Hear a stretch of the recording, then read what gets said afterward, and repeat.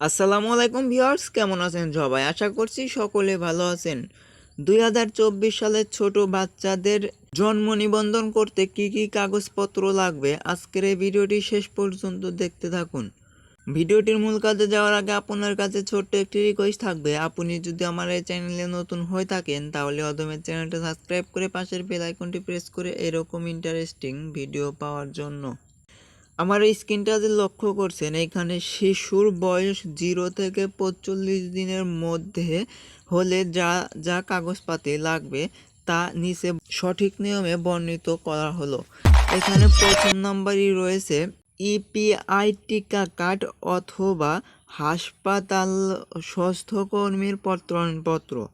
দ্বিতীয় নাম্বার যে কাগজটি লাগবে, এখানে দেখতেই পাচ্ছেন বাসার হোল্ডিং নাম্বার এবং হাল সনের হোল্ডিং ট্যাক্সের রসিদ। তৃতীয় নাম্বার যে কাগজটি লাগবে, এখানে দেখতেই পাচ্ছেন আবেদনকারীর পিতামাতা অথবা অভিভাবকের মোবাইল নাম্বার। চতুর্থ নাম্বার যে কাগজটি লাগবে, এখানে দেখতেই পাচ্ছেন পিতা ও মাতার জন্ম নিবন্ধনের কপি অপশনাল। 5 নম্বরে যে কাগজটি দেখতে পাচ্ছেন, এখানে পিতা ও মাতার এনআইডি কার্ডের কপি অপশনাল। শিশুদের বয়স যদি 0 থেকে 45 দিনের ভিতরে আপনারা এই 5টি ডকুমেন্টের মাধ্যমে কিন্তু সঠিক নিয়মে জন্ম নিবন্ধন করতে পারবেন।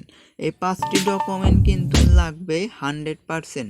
এই 5টি ডকুমেন্ট ছাড়া আপনারা কখনো ভোটার করতে পারবেন না আপনাদের বাচ্চাদের। আজকের এই ভিডিওটি এই পর্যন্তই শেষ। ভিডিওটি কেমন লাগলো অবশ্যই কমেন্ট করে জানাবেন।